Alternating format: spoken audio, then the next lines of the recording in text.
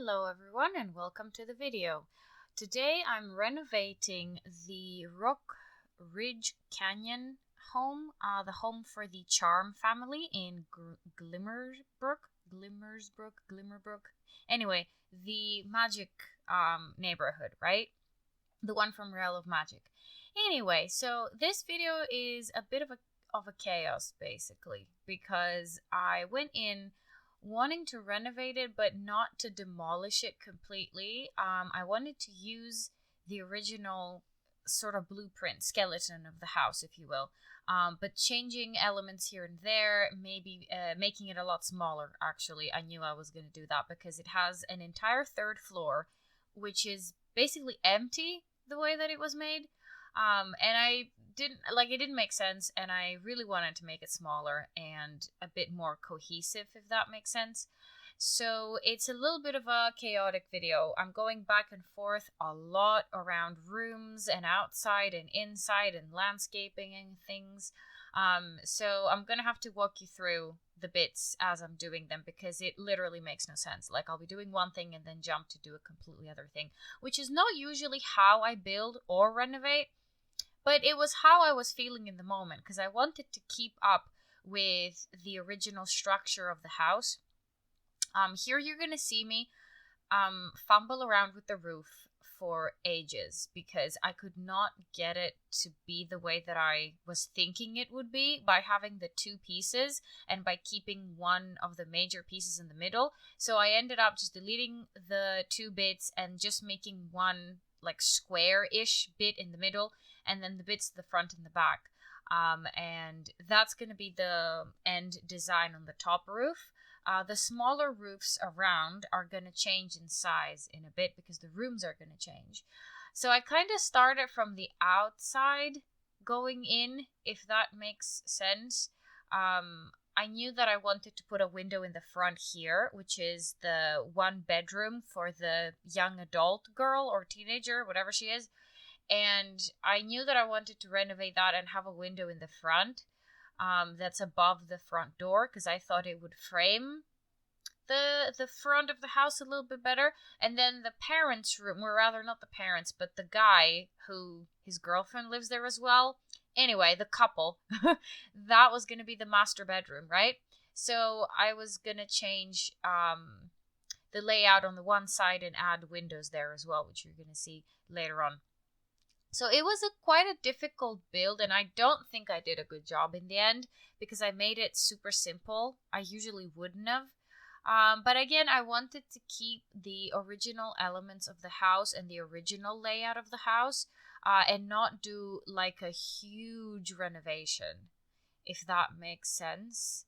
Does it make sense? Yeah, I don't know. I wanted to give it a different vibe, but I wanted to keep the original bits. And it was quite tricky, actually. And I've made a lot of mistakes along the way. But again, I didn't delete them because I thought, well, we watch all of these beautiful speed builds on YouTube and social media and stuff because we love The Sims, right? And we love watching YouTube videos about it. I don't know if you do, but I do.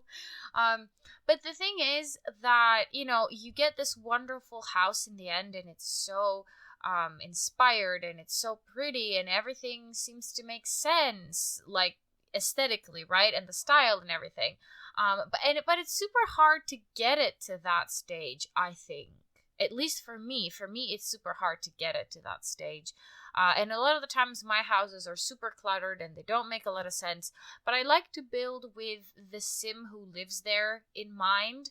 Because usually the sim will have a hobby or a job or a family of something that will have to be accommodated in the house, right? Like, oh, I need a room for this thing, or oh, I need to put this archaeology table here in the corner because that's how I get my money or whatever. Like, but it's a hobby and I do it every day or whatever. So you need to, I guess I feel like I need to accommodate for my Sims hobbies and activities and whatnot. So I like to build with that in mind. And in this house, because I've never really played with the Charm family too much, I guess a little bit just to get to know them and stuff when the pack first came out, But yeah, I didn't really know what I wanted them to do or what kind of life they would end up having. So I kind of made a generic home in the way that I wanted to. I kept a lot of the building items from the build by menu from the Realm of Magic. That's what it is, the Realm of Magic expansion pack. But also I added a lot of the paranormal ones. I cannot speak today. The paranormal ones because they seem super cool and I think they fit with the house aesthetic in this case. But again, like I hated this little yard they have in the back, but keeping with the original house, I just made it smaller on some instances and I didn't necessarily just completely delete it. Which probably, in all fairness, if it wasn't the video and if I was just doing it for me to play in, I would have deleted the hell out of that patio outside. Like, who makes a round-ish patio that takes up most of the lot? Like, it was kind of the same size of the house. Like, why would you do that? Who needs that? Like, it just made no sense. And then the half fence in the front. What? Who builds that? I have no idea with this house. Like, what were they thinking? The walls were all like super tall as well. It's like, and the rooms were gigantic. That third floor was empty. Why would you do that? To have the look of a mansion house and not make it like super hard for computers to process the game, because all of our computers are going to be different, obviously, and some of us may not be able to run without lagging, right? But still, I mean, Jesus Christ, then make a smaller. I don't know. I don't know. It's a dilemma, I guess, for EA and the EA people that build the houses, whatever. I don't know. But I don't like it. I don't like it. It's super unrealistic and it's just empty lots, half empty lots. Like, what is the point even then? Anyway, so here I'm trying to figure out a kind of landscape, which I think I was quite proud of at the end, because I did end up using a lot of items, and I'm using the debug and live edit objects as well to do the landscape, and a lot of the things around the house as well are from there, but mainly the landscaping. The kitchen, I made a very interesting design because I went around that corner with cupboards and cabinets, which I don't think I've ever done before, because I don't really have like very angular kitchens like this, but this was, I guess, was a new thing for me, but I was quite happy with how it turned out. You're gonna see it now in a minute. Yeah, so I went just around the corners like that, which was super new for me, but it was quite fun. I enjoyed it a lot in the end, actually. There was a bit of struggle to figure out if I was gonna like super clutter it or not, but I wanted the video not to be 5 hours long, so I didn't really end up cluttering it as much as I would like to in the end. But it's very functional. Everything is very functional, and if you do set up your own Sims kitchen like this, everything's gonna work. All the appliances and everything, even though it's a bit of an awkward style, but they'll go and they'll cook anyway, so it'll be fine. Yeah, so I made a lot of the rooms smaller, to be honest. This like small living room with the fireplace.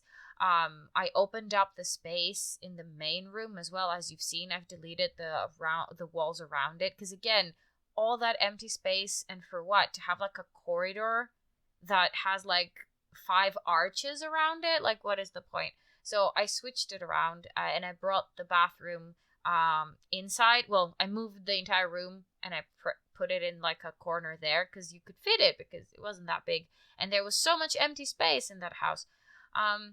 Realistically, there's a lot more things that you can do with this house. Like, much more people, much more Sims can. Many Sims, many Sims can live here. You can have, I'm pretty sure, because there is space if you want to convert it with like more bedrooms and stuff. There is lots of space. So you can actually have a lot more Sims living here if you want to. If you're going to continue with the Charm family, if they're going to get married, have kids, whatever. If the younger sister is going to get married and have kids and whatever, I think they could probably squeeze into this house. And it wouldn't be too bad, I don't think. So yeah, it was a bit of a tricky design, not gonna lie. I ended up keeping a lot of the elements, but also making it a little bit Art Deco, Or at least that's how it feels to me. I don't know. Let me know if you think that it looks Art Deco as well. You can let me know in the comments below. I'd love to have a chat about, have you renovated the Charm family home? Do you play in Glimmerbrook? I mean, it's a nice area. It's a nice neighborhood to build in because of the trees and the landscape. It makes it super like foresty, but in the sense that you can live there, not like the forest that we have for like the vacation lot. Don't ask me what the name of it is right now because my mind doesn't work. So yeah, the thing that we go on vacation, not the Silva Dorada one, obviously the other one, the one with the like adventure, whatever. Yeah, that one. Because that you can always get like the rental lots, but obviously they're rental lots. You can renovate them, but your sim will never be able to live there permanently. Whereas in Glimmerbrook, it has a similar foresty vibe to it, but you can live there permanently because it's a normal neighborhood. So yeah. So there's that. So I do enjoy building here occasionally, especially the more like remote cabins and things like that, and they have that vibe. And it's cool. I like it, I'm not gonna lie. And it helps if you want to do like a off the grid, like super environmental conscious cabin or whatever, stuff like that. It works pretty well. Those exercising machines are about to change in a minute because I ended up making like a tiny gym up there. And then these cabinets downstairs, I forgot to clutter them, if you can believe. I actually forgot. And I didn't take any screenshots in the end because they were bloody empty. I mean, I usually don't forget to clutter things because clutter is my jam. But this time I was so like, no, keep it minimal, that I didn't even go back into that room at all, and I forgot to clutter the, what are they called? Cabinets, display cabinets. Yeah, whatever, those ones over there. Yeah, so they're empty as hell, all 4 slots and everything. Yeah, I think I learned my lesson after that, and I'm not gonna forget to actually decorate them next time, I don't think. How many bathrooms did I ended up? Oh, 2, yes, because we've got the upstairs bathroom, which is for everybody by their bedrooms, and then we've got the one downstairs, like at the corner of the house, which is cool. So yeah, I ended up using loads of objects from the realm of magic, including the bathrooms. And again, what was in the house already, I tried just sticking with that and just adding more stuff instead of completely going in and making a completely different vibe for the whole house. This is the bedroom for the younger sister. There's grandma, and then there's the 2 kids that she has, and then one of the kids who's an adult obviously has his girlfriend, the blonde one, in the house and stuff, and they're the ones that are gonna be assigned to the master bedroom. And then this bedroom is the younger sister, and then the bedroom across from that is the grandma, which I am going to renovate in a minute after I'm done with the young sister's room, which I liked. I went in a dark sort of black gray vibe, which I think looked cool, but grandma's room is going to be more brown. The master bedroom was blue themed. And sometimes I like sticking to color palettes. I don't know about you. How do you decorate your Sims houses? Do you go like in an overall theme and then pick like individual preferences for your Sims? Or do you go in like just change everything, whatever, just renovate, do it completely from scratch, and see what you come up with? Because sometimes I like to do both, but sometimes if I'm slightly inspired by the pre-existing build or preferences of the Sims, I might stick with that and then just end up going with what they would have already had and just change, the colors of that, or like add more things and whatever, and just make it a bit more interesting, because it is a bit empty, I'm not gonna lie. And those beds in the middle of the room, why? Like, it makes no sense. There's lots of simmers that have made videos on the Glimmerbrook neighborhood and how like weird the lots are, because the lots are half empty, literally. They're these huge houses. It makes no bloody sense why they're empty. Like, bits are missing. I think in the other family, even the back door was missing in the other lot. Like, what? It was just bizarre. And nobody likes the headquarters, the magic headquarters, which you just go through the portal and then you go to the headquarters, and that's how you learn magic, and you talk to the teachers there and blah blah blah. So yeah, that building is in a state all by itself. Like, that is intense. And I know a lot of people don't really like it because of the way that obviously it looks like it was just being done like willy-nilly, just, oh, let's just put this there and just put that there, and then huge building, there we are, great, that's the magic headquarters. Like, it just makes no sense how they would build it. But then I'm the one to talk. I mean, look at this mess of a build. Anyway, we're done, guys. We're heading on to the screenshots. Thank you for sticking with me in this video, and I will see you very, very soon. Bye!